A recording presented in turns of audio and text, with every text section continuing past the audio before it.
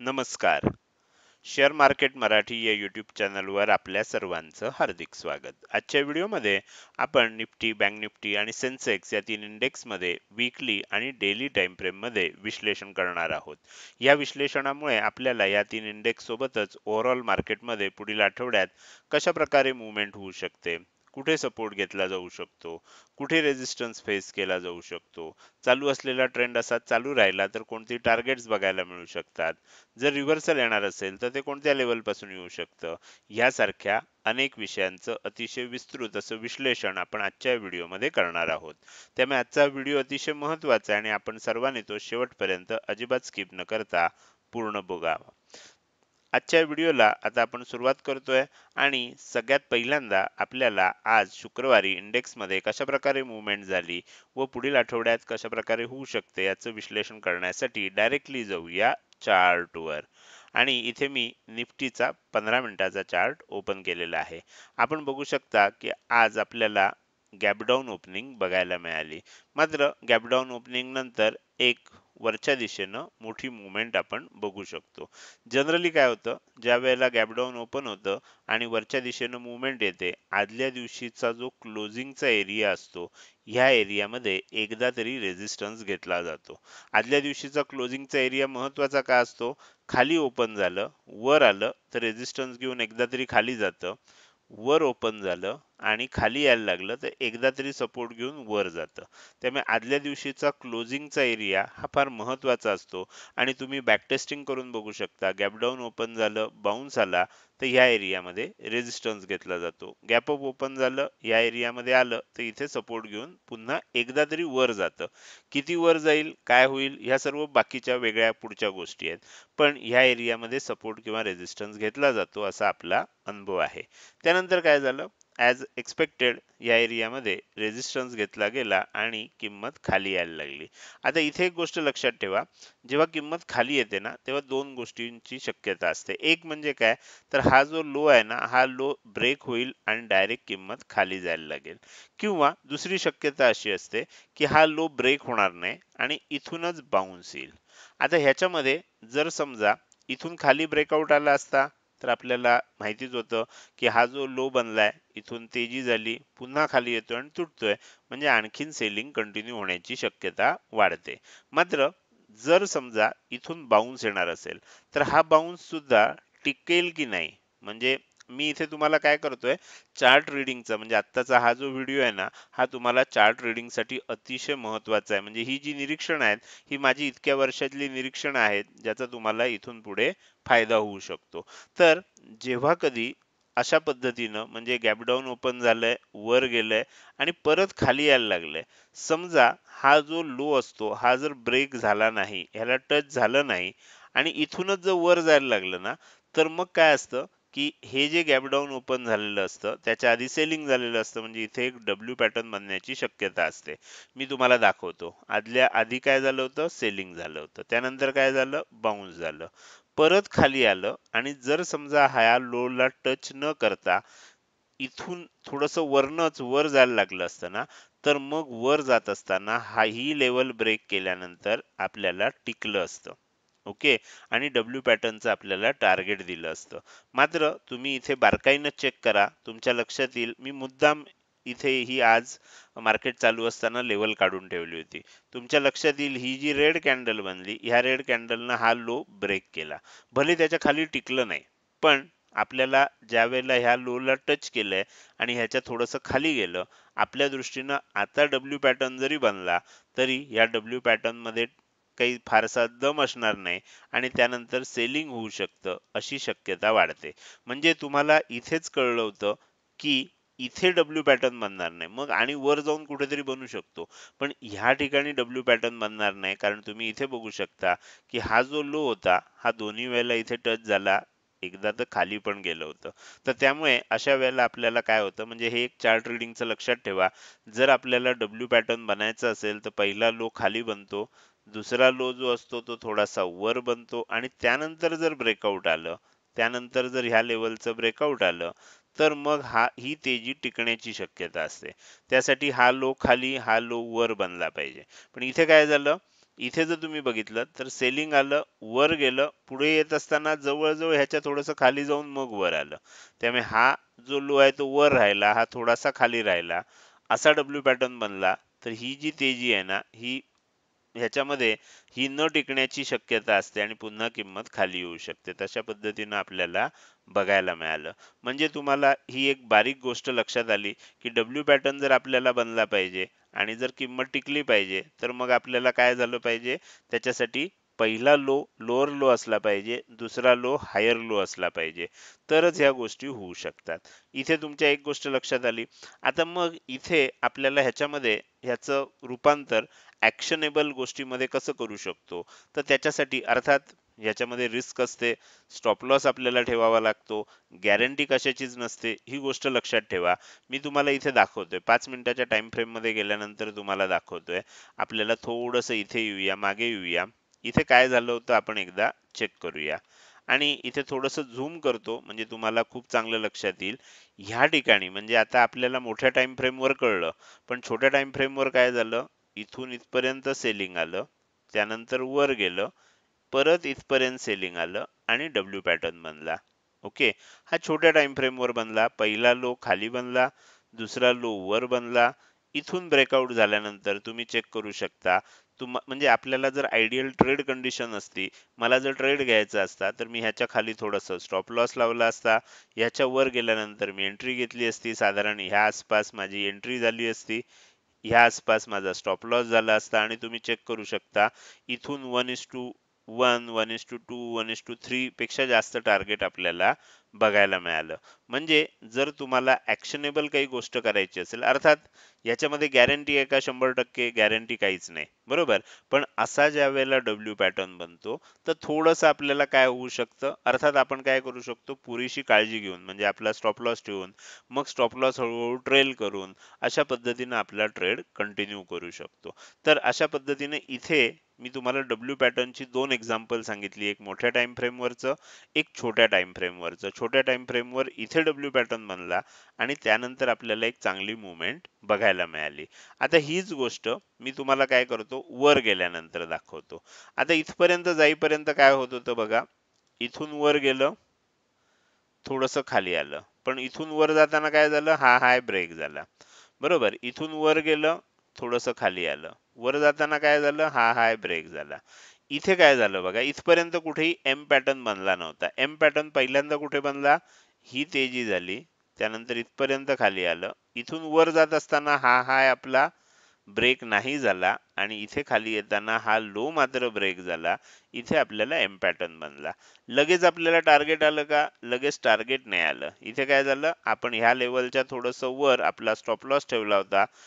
इथे आपल्याला थोडंसं टेन्शनचं काम झालं, पण त्यानंतर पुन्हा सेलिंग आलं आणि इथे आपल्याला टार्गेट आलं. इथे सुद्धा तुम्ही बघू शकता, हा जो आहे इथे सुद्धा एम पॅटर्न बनला. म्हणजे आता काय तयार होतंय बघा, हा हाय वर आहे, हा हाय त्याच्या खाली आहे, हा हाय त्याच्या खाली आहे, हा हाय त्याच्या खाली आहे. लोअर हाय बनायला सुरुवात झाली आहे. जेव्हा लोअर लो बनायला सुरुवात होते आणि हायर हाय बनायला सुरुवात होते, तेव्हा तेजी असते. जेव्हा लोअर लो बनायला सुरुवात होतं आणि जेव्हा लोअर लो बनतात, लोअर हाय सुद्धा बनतात, त्यावेळेला मंदी असते. तर अशा पद्धतीनं आपल्याला इथे काय लक्षात येईल, इथे सुद्धा वर सुद्धा एक खूप चांगली मूव्हमेंट आपल्याला कॅप्चर करता आली. इथे फायनली काय झालं, आपल्याला इथे हे पण लक्षात ठेवायचं आहे. म्हणजे हा पहिला एम पॅटर्न बनला. ओके, हा पहिला एम पॅटर्न. शक्यतो टॉपला जो पहिला एम पॅटर्न बनतो ना, तो त्याच्यामध्ये जास्त शक्यता असते. 100% शक्यता कशातच नसते. ह्याच्यामध्ये थोडीशी जास्त शक्यता असते. त्यानंतर काय झालं, म्हणजे ह्याचं टार्गेट तुम्हाला येऊ शकतं. त्यानंतर दुसरी एम पॅटर्न कुठे बनला, इथे बनला. ह्याचं टार्गेट आलं का, तर ह्याचं टार्गेट सुद्धा आलं.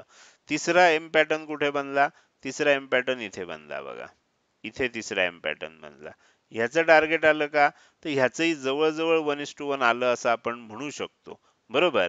पण त्यानंतर काय झालं, त्यानंतर एक बाउन्स आला आणि इथे बघू शकता की आपला जो ओरिजिनल स्टॉप लॉस होता तो सुद्धा हिट झाला असेल. म्हणून नेहमी काय करायचं, टॉपला बनणाऱ्या म्हणजे प्रत्येक एम पॅटर्न आपल्याला सक्सेस देऊ शकत नाही. टॉपला बनणारा जो एम पॅटर्न असतो ना, त्याच्यामध्ये सक्सेस मिळण्याची शक्यता थोडी जास्त असते इतर एम पॅटर्न पेक्षा.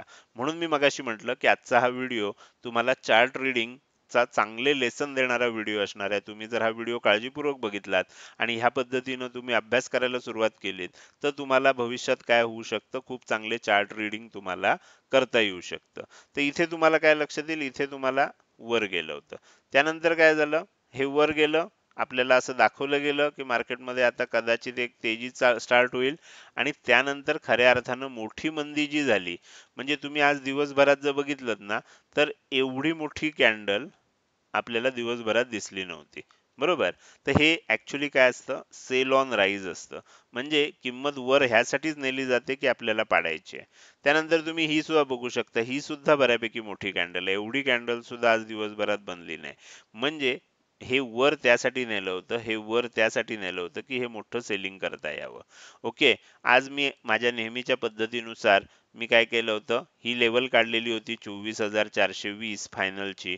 तर बरोबर तिथपर्यंत आलं, त्याला टच केलं, थोडंसं खाली गेलं आणि मग वर जात होतं. ही जी लेवल होती ही फक्त मी ह्या गोष्टीसाठी काढली होती की इथे लो टच होतोय का किंवा हा लो ब्रेक होतोय का.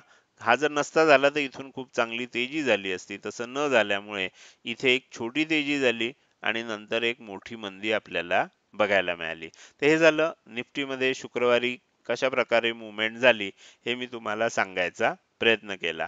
आता आपण काय करूया, निफ्टीचा जो चार्ट आहे हा वीकली टाइम फ्रेम आणि डेली टाइम फ्रेम मध्ये ओपन करूया आणि विश्लेषण करण्याचा प्रयत्न करूया. आता मी इथे काय करतो, या सर्व लेवल ज्या होत्या ह्या काढून टाकतो आणि निफ्टीचा चार्ट वीकली टाइम फ्रेम मध्ये ओपन करतोय. आता इथे वीकली टाइम फ्रेम मध्ये ओपन केल्यावर आपल्याला काय लक्षात येतंय, इथे तुम्ही बघू शकता 1 2 3 4 5 6 सलग 6 आठवडे आपल्याला मंदी झाल्यानंतर एक आठवडा तेजी झाली होती आणि इथे काय झालं होतं, मी तुम्हाला सांगितलं होतं, पण इथे ट्विझर बॉटम पॅटर्न बनला होता. पण एक नेहमी गोष्ट लक्षात ठेवा, मी तुम्हाला ह्या ठिकाणी पण सांगितलं होतं, डेली टाइम फ्रेम वर गेल्यावर तुमच्या लक्षात येईल की नेहमी काय होतं, पहिला जो एम पॅटर्न बनतो, म्हणजे पहिला एम पॅटर्न बनतो तो 5 मिनिटाच्या टाइम फ्रेम वर बनतो. बरोबर. त्यानंतर हळूहळू काय होतं, जर तो मंदी कंटिन्यू होणार असेल तर मग पुढचा एम पॅटर्न 15 मिनिटाच्या टाइम फ्रेम वर बनतो. ही मंदी आणखीन कंटिन्यू होणार असेल तर मग एम पॅटर्न 1 तासाच्या कॅन्डल वर बनतो, 1 तासाच्या टाइम फ्रेम वर बनतो. त्याच्यापेक्षा जास्त कंटिन्यू होणार असेल तर मग डेली टाइम फ्रेम मध्ये बनतो. डेली नंतर त्याच्यापेक्षा जास्त कंटिन्यू होणार असेल तर वीकली टाइम फ्रेम मध्ये बनतो. आत्ता काय होतंय बघा, ही तेजी झाली आहे, त्यानंतर ही मंदी झाली, परत ही तेजी झाली, परत ही मंदी व्हायला सुरुवात झाली आहे. एम पॅटर्न बनण्याची तयारी इथे व्हायला सुरुवात झालेली आहे. जवळ-जवळ एम पॅटर्न बनलाय, फक्त ब्रेकआउट येणं बाकी आहे. बरोबर. आता ह्याची सुरुवात तुम्ही जर बघायला गेलात, मी आधी तुम्हाला डेली टाइम फ्रेमवर दाखवतो आणि डेली टाइम फ्रेमवर दाखवलं होतं त्याच वेळेला मी सांगितलं होतं, की ही आपल्याला जर मंदी मोठी होणार असेल, तर हळू ही टाइम फ्रेम आपल्याला मोठ्या-मोठ्या टाइम फ्रेमवर दिसायला लागेल. डेली टाइम फ्रेमवर बघा, इथून इथपर्यंत गेलं, इथून इथपर्यंत आलं, मग एम पॅटर्न बनला. म्हणजे डेली टाइम फ्रेमवर आपल्याला बनलं होतं त्याचं खूप चांगलं टार्गेट आणि हे कधी बनलंय बघा, जुलैच्या सुरुवातीला बनलंय. आपण आता ऑगस्टच्या अखेरीला आलोय. इथपर्यंत मंदी कंटिन्यू झालेली आहे. म्हणजे डेली टाइम फ्रेमवर आपल्याला ही जी मंदी स्टार्ट झाली होती, जुलैच्या स्टार्टिंगला, म्हणजे इथे बघू शकता जूनच्या अखेरीला, जुलैच्या स्टार्टिंगला ते आपल्याला अजून कंटिन्यू होत आहे, कारण डेली टाइम फ्रेमवर इथेच बनलं होतं. तुम्ही बारक्या टाइम फ्रेमवर सुद्धा बघू शकता. म्हणजे ही जी कॅन्डल होती 30 जूनला, ज्या वेळेला मी प्रेडिक्शन केलं होतं की आता मंदी होऊ शकते, तर इथे 15 मिनिटाच्या टाइम फ्रेमवर सुद्धा, 5 मिनिटाच्या टाइम फ्रेमवर सुद्धा झाली होती. हळूहळू करत ती 1 तासाच्या झाली, मग दिवसांच्या झाली, आता वीकली टाइम फ्रेमवर सुद्धा ती मंदी बनत आलेली आहे. आपण परत वीकली टाइम फ्रेम मध्ये जाऊया.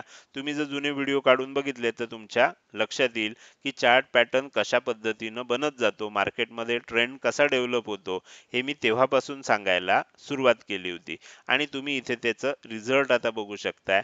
वीकली टाइम फ्रेमवर सुद्धा आता मंदी बनायला सुरुवात झाली आहे.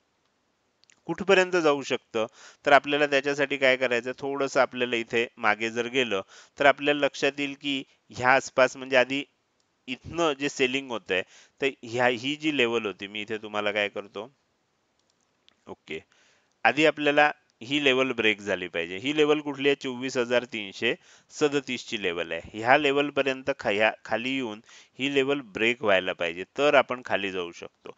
याचा अर्थ आपल्याला काय दिसतोय? जर खरोखरच मंदी आणखीन वाढणार असेल तर आपल्याला आणखीन थोडंसं सेलिंग होणं बाकी आहे.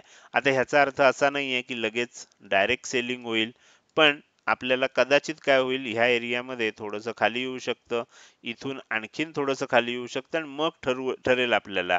आता इथे 1:1 टार्गेट मिळेल की नाही सांगता येत नाही मला डब्ल्यू पॅटर्न मध्ये, म्हणजे एम पॅटर्न मध्ये, या वीकली टाइम फ्रेम मध्ये. पण आपल्याला इथे एक ब्रेकआउट जर आलं तर आपल्याला एक सेलिंग येऊ शकतं.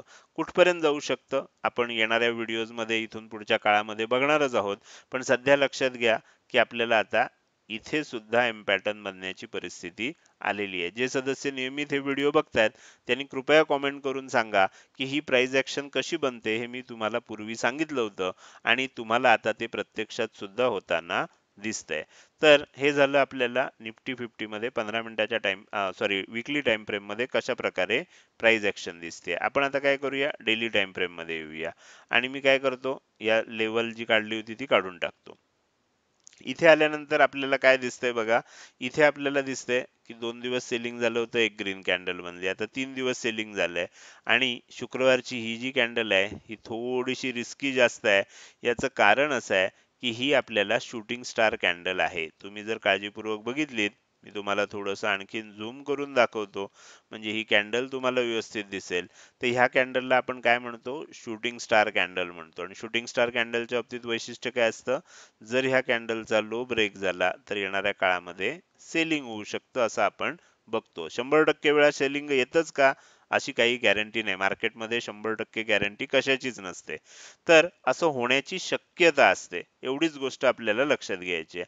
असं झालं तर कुठपर्यंत येऊ शकतं, तर साधारण ह्या लेवलच्या आसपास आपल्याला टार्गेट 24,300 च्या आसपास आपल्याला टार्गेट येताना 300-350 पर्यंत दिसू शकतं. म्हणजे आणखीन एक 100-1 पॉईंट खाली निफ्टी जाऊ शकतं असं आपल्याला ह्या चार्टच्या याच्यानुसार दिसतंय. तर हे झालं आपल्याला वीकली आणि डेली टाइम फ्रेम मध्ये बँक निफ्टी मध्ये कशा प्रकारे मुवमेंट होऊ शकतात हे आपण समजून घेतलं. कुठले पॅटर्न दिसत आहेत, पॅटर्न कसे डेव्हलप होत आहेत, हे आपण आता शिकलोय. आता आपण पुढे जाऊया आणि बँक निफ्टीचं विश्लेषण करायला सुरुवात करूया. मी निफ्टीचा चार्ट बंद करून टाकतो. बँक निफ्टी मध्ये काय झालं बघा, बँक निफ्टी मध्ये आता तुम्हाला इथे ना खरोखर जर शिकायचं असेल तर तुम्हाला त्याच्या बरोबर विरुद्ध उदाहरण इथे दिसेल. काय झालं होतं, सेलिंग झालं होतं, इथपर्यंत आलं, आज गॅप डाऊन ओपन झालं, तेजी झाली, खाली आलं, इथे तर तुम्हाला डब्ल्यू पॅटर्न बनलेला दिसतोय. मग मी जसं सांगितलं होतं मगाशी तसा इथे पण बनला. मग इथे का नाही आपल्याला ही तेजी टिकली, तुम्हाला असा प्रश्न पडला पाहिजे, तर तुम्हाला चार्ट रीडिंग चांगलं समजणार. तर हा तर लो काही तुटला नाही, हा लो इथे बनला, दुसरा लो वर बनला, सगळं तर बरोबर बनलं. मग हा आपल्याला तेजी का टिकली नाही. आता त्याच्यासाठी सुद्धा आपल्याकडे उत्तर आहे की असं का झालं. चार्ट रीडिंगच्या ह्या बारीक सारीक संकल्पना ज्या आहेत ना, ह्या जर तुम्ही लक्षात ठेवल्यात तर तुम्हाला काय होऊ शकतं, पुढे चार्ट रीडिंग शिकत असताना तुम्हाला त्याचा फायदा होऊ शकतो. मी तुम्हाला दाखवतो. काय झालं होतं बघा, इथून जी मंदी झाली, इथून इथपर्यंत मंदी झाली, त्यानंतर तेजी होत असताना इथपर्यंत झाली, हा हाय बनला आणि इथून सेलिंग आलं. ओके, आता इथून जे सेलिंग आलं होतं तर त्याच्यासाठी मी काय करतो, तुम्हाला ती लेवल दिसावी, हे सगळं काढून टाकूया. कुठली लेवल आहे, ही लेवल आहे बघा. ब्रेकआउटची आपली कन्सेप्ट काय आहे, एखादी कॅन्डल ब्रेकआउट झाली असं आपण कधी म्हणतो, त्या कॅन्डलच्या वर एक ग्रीन, आता वरच्या दिशेनं ब्रेकआउटचा आधी बघूया, ग्रीन कलरची एक कॅन्डल ह्याच्यावर क्लोज झाली पाहिजे. त्याचा जो काय हाय असेल, नेक्स्ट कॅन्डलनं तो हाय ब्रेक करायला लागलं की आपण म्हणतो की ही लेवल जी आहे ही ब्रेकआउट झाली. आता ह्या लेवलचं ब्रेकआउट कधी आलं बघा, ही कॅन्डल वर क्लोज झाली का, ही बघा, ही कॅन्डल जी मी बाण मारून दाखवतोय, ही कॅन्डल वर क्लोज झाली आहे का, नाही, ह्या लेवलच्या खाली क्लोज झाली आहे. ब्रेकआउट कधी आला आपल्याला, ब्रेकआउट ह्या कॅन्डलला आला, बरोबर. ह्या कॅन्डलला आपल्याला ह्या लेवलचा ब्रेकआउट आला. ह्याचा हाय ब्रेक झालाय का बघा, ह्याचा हाय दिवसभरात ब्रेक झाला नाही, कारण ह्या कॅन्डलचा हाय बनला तोच डे हाय बनला. म्हणजे आपल्याला ब्रेकआउट कॅन्डल ही होती. जर ही लेवल ब्रेक झाली असती तर आपल्याला हा डब्ल्यू पॅटर्न टिकला असता. म्हणजे इतकं बारीक बारीक जर तुम्ही रीडिंग केलं तर काय होऊ शकतं, तुमची अॅक्युरसी इम्प्रूव्ह होऊ शकते. 100% गॅरंटी असते का? 100% जसं मी आतापर्यंत 2-3 वेळा सांगितलं, मार्केटमध्ये कुठल्याही गोष्टीची 100% गॅरंटी देता येत नाही. बरोबर? पण आपण असे जर थोडं-थोडं बारकाईनं बारीक-सारीक गोष्टींकडे लक्ष दिलं, तर काय होऊ शकतं, आपली अॅक्युरसी जर पूर्वी 60% येत असेल, तर हळूहळू वाढून ती 70% पर्यंत जाऊ शकते. वाढून आणखीन थोडीशी 75-80% पर्यंत जाऊ शकते. तर हे मात्र आपल्याला नक्कीच होऊ शकतं. त्यानंतर काय झालं? त्यानंतर तुम्ही इथे बघितलं तर तुमच्या लक्षात येईल, ही तेजी झाली, त्यानंतर इथे सेलिंग झालं, परत एक तेजी झाली आणि परत मंदी झाली. एम पॅटर्न बनला. एम पॅटर्न मध्ये पहिला हाय वर बनला, दुसरा हाय खाली बनला. बाकी सगळा इतिहास तुम्हाला माहिती आहे. आता ह्याच्यामध्ये सुद्धा तुम्ही, मी 5 मिनिटाच्या टाइम फ्रेम वर जाऊन दाखवत नाही, मी 15 मिनिटाच्या टाइम फ्रेम वरच दाखवतोय. बरोबर? बाकी 5 मिनिटाच्या टाइम फ्रेम वर जाऊन तुम्ही चेक करू शकता. त्यानंतर आपल्याला कंटिन्युअस इथे सेलिंग बघायला मिळालं. तर बँक निफ्टी मध्ये सुद्धा त्याच पद्धतीची मुवमेंट आपल्याला दिसतेय. आता आपण काय करूया, हे सगळं काढून टाकूया आणि हा चार्ट वीकली टाइम फ्रेम मध्ये ओपन करूया. वीकली टाइम फ्रेम मध्ये ओपन करताना थोडंसं झूम आउट करतो, म्हणजे आपल्याला व्यवस्थित दिसू शकेल.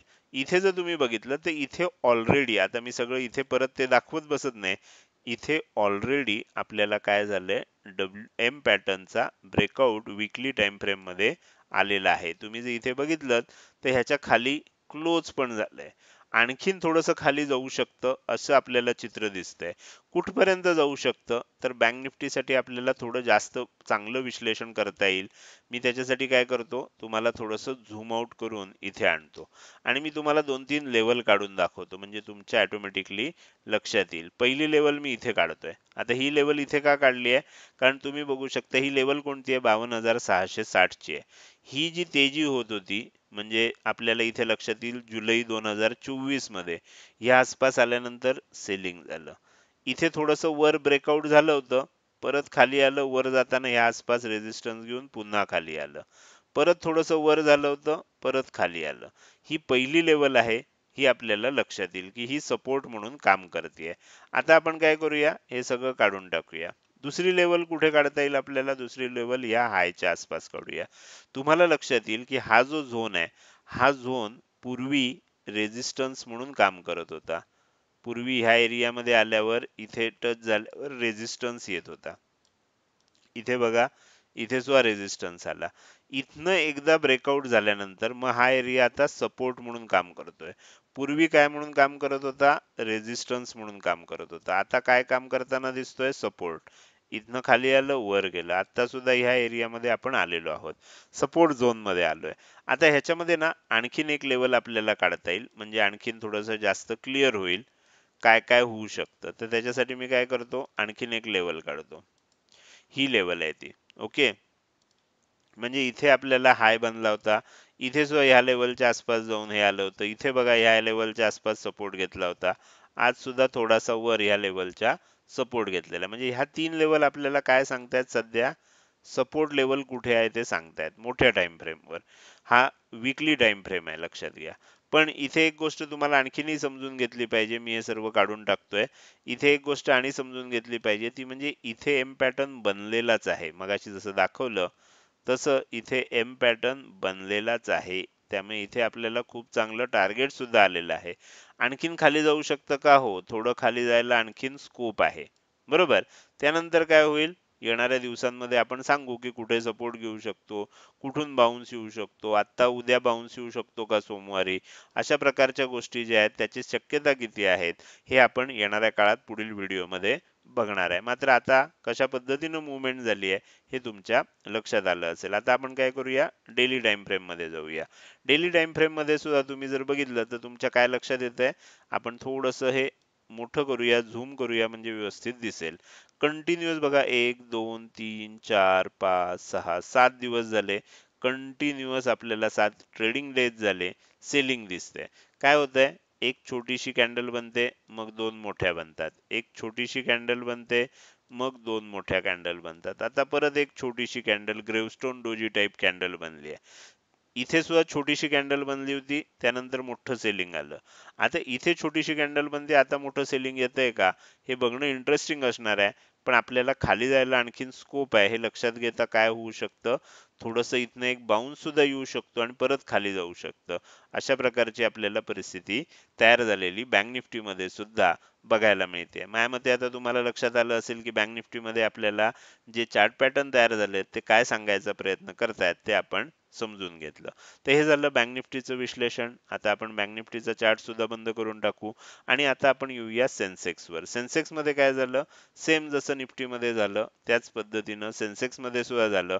फक्त सेन्सेक्समध्ये आपल्याला एक वेगळी गोष्ट बघायला मिळाली. सेन्सेक्समध्ये काय झालं, आता तुम्हाला इथे मी जे काही तुम्हाला निफ्टी बँक निफ्टीमध्ये सांगितलंय त्यानुसार तुम्ही चेक करू शकता. इथे खाली गेलं होतं, त्यानंतर इथून वर आलं, परत खाली गेलं, परत वर जायला लागलं. आता इथे चेक करा की आपल्याला काय झालं. ओके, म्हणजे तुमच्या बऱ्याचशा गोष्टी लक्षात येतील. इथे काय करूया आपण, हा जो हाय बनला होता या हायच्या वर बघा काय झालंय. ओके, म्हणजे तुमच्या सर्व गोष्टी लक्षात येतील. आता मी जास्त तुम्हाला एक्सप्लेन करून सांगण्याची गरज नाहीये. तर अशा पद्धतीनं झालं, तेजी झाली, त्यानंतर इथे आल्यानंतर आपल्याला पुन्हा एकदा सेलिंग स्टार्ट झालं. बाकीचे चार्ट पॅटर्न वगैरे सगळे तुम्ही एम पॅटर्न कुठे बनलाय, डब्ल्यू पॅटर्न कुठे बनलाय, मग एम पॅटर्न नंतर तेजी आली आहे का, डब्ल्यू पॅटर्न नंतर तेजी आली आहे का, या सर्व गोष्टी तुम्हाला इथे बघून लक्षात येतील आणि ॲक्युरसी पण तुम्ही बॅक टेस्टिंग कराल तर समजून येईल. तर हे झालं आपल्याला शुक्रवारी कशा प्रकारे मुवमेंट झाली. आता आपल्याला बघायचं की वीकली टाइम फ्रेम मध्ये आणि डेली टाइम फ्रेम मध्ये सेन्सेक्सचा चार्ट आपल्याला काय सांगतोय. तर सेन्सेक्स मध्ये आपण काय करूया, वीकली टाइम फ्रेम मध्ये ओपन करूया. इथे सुद्धा जर तुम्ही बघितलं तर टॉपला आता एम पॅटर्न बनण्याची शक्यता निर्माण झाली. ही तेजी झाली, ही मंदी झाली, परत ही तेजी झाली, परत ही मंदी होतीये. एम पॅटर्न बनत आलेला आहे. मागचे 3 म्हणजे हा 1 आठवडा मधला वरचा सोडल्यास 3 आठवडे सलग आपल्याला एका एरियाच्या आसपास म्हणजे साधारणपणे 80,000 च्या आसपास 80,800 79,800 ते 80,000 या रेंजमध्ये आपल्याला सपोर्ट घेताना दिसतंय. जर समजा हा लो ब्रेक झाला तर आणखीन खाली जाऊ शकतं. ही शक्यता सुद्धा आपल्याला नाकारता येत नाही. सपोर्ट घेणार असेल, एक बाउन्स येणार असेल तर इथून सुद्धा थोडासा वर जाऊ शकतो. ही सुद्धा गोष्ट आपल्याला लक्षात घेतली पाहिजे. तर हे झालं वीकली टाइम फ्रेम. मुद्दाम मी जास्त डिटेल सांगत नाही कारण ऑलरेडी निफ्टी बँक निफ्टीमध्ये खूप डिटेल आपण चर्चा केलेली आहे. डेली टाइम फ्रेम मध्ये बघा, इथे वर एम पॅटर्न दिसला, त्यानंतर इथे एम पॅटर्न दिसला, असं करून करून सेलिंग होतंय. येणाऱ्या काळात आणखीन खाली थोडं जायला स्कोप शिल्लक आहे. तो जातो का, कोणत्या लेवल पर्यंत जाऊ शकतं, येणाऱ्या व्हिडिओमध्ये आपण डिटेलमध्ये बघणार आहोत. तर हे झालं तीनही इंडेक्समध्ये वीकली आणि डेली टाइम फ्रेम मधलं विश्लेषण. हे विश्लेषण आपण आता हा व्हिडिओ आपण अगदी शेवटच्या टप्प्यामध्ये आणलेला आहे. मात्र जाता जाता जर तुम्ही शेअर मार्केट मराठी या प्लॅटफॉर्मवर नवीन असाल तर तुमच्यासाठी काही महत्त्वाच्या गोष्टी मी इथे सांगतोय, तर त्या गोष्टी तुम्ही लक्षात घ्या. तर तुम्हाला जर तुम्ही नवीन असाल आणि तुम्हाला शेअर मार्केट मराठी परिवाराचं सदस्य व्हायचं असेल तर तुम्हाला काय करावं लागेल, आपले व्हॉट्सअप, टेलिग्राम किंवा फेसबुक ग्रुप आहेत, ते ग्रुप पैकी एखादा ग्रुप तुम्हाला जॉईन करावा लागेल. लिंक कुठे मिळतील, या सर्व ग्रुपच्या लिंक आपल्याला या व्हिडिओच्या डिस्क्रिप्शन मध्ये मिळतील. त्यानंतर आपलं ॲप जे आहे हे ॲप डाउनलोड करून इन्स्टॉल करा. अँड्रॉइड, iOS दोन्ही प्लॅटफॉर्मवरचं ॲप आहे. ॲपची लिंक कुठे आहे, डिस्क्रिप्शन मध्ये उपलब्ध आहे. तर ग्रुप जॉईन करा, ॲप डाउनलोड करून इन्स्टॉल करा. या दोन गोष्टी केल्यानंतर तुम्ही शेअर मार्केट मराठी परिवाराचे सदस्य व्हाल. आता एकदा तुम्ही परिवाराचे सदस्य झालात त्यानंतर तुम्हाला माहिती पाहिजे की आपल्याकडे शेअर मार्केटचं शिक्षण कशा पद्धतीनं दिलं जातं. 3 लेवल आहेत. पहिली लेवल आहे फ्री कोर्स, दुसरी लेवल आहे प्रीमियम ग्रुप, तिसरी लेवल आहे पेड कोर्स. आता ह्या प्रत्येक गोष्टीची जर तुम्हाला माहिती पाहिजे असेल, फ्री कोर्समध्ये आपले 3 कोर्स येतात. Share market starter course, technical analysis course आणि मला ट्रेडर व्हायचं आहे. म्हणजे एखाद्या पेड कोर्समध्ये शिकवलं जाणार नाही इतक्या उत्तम पद्धतीनं आणि इतक्या डिटेलमध्ये मी तुम्हाला ह्या सर्व कोर्सेसमध्ये माहिती दिलेली आहे. तुम्हाला कोणत्याही स्टेजची माहिती पाहिजे असेल, समजा फ्री कोर्सची माहिती पाहिजे, तर फ्री कोर्स असा व्हॉट्सअप मेसेज टाईप करा आणि तो या नंबरला पाठवा. रिप्लायमध्ये सर्व फ्री कोर्सेसची माहिती तुम्हाला दिली जाईल. प्रीमियम ग्रुपची माहिती पाहिजे, प्रीमियम ग्रुप असा व्हॉट्सअप मेसेज पाठवा, या नंबरला पाठवा.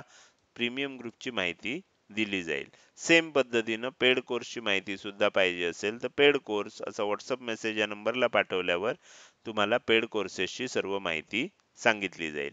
तर हे झालं आजच्या व्हिडिओविषयी आणि नवीन सदस्यांसाठी लागणाऱ्या काही महत्त्वाच्या माहिती संदर्भात. आता आपण आजच्या व्हिडिओच्या अगदी शेवटी आलेलो आहोत. आजचा हा व्हिडिओ तुम्हाला कसा वाटला?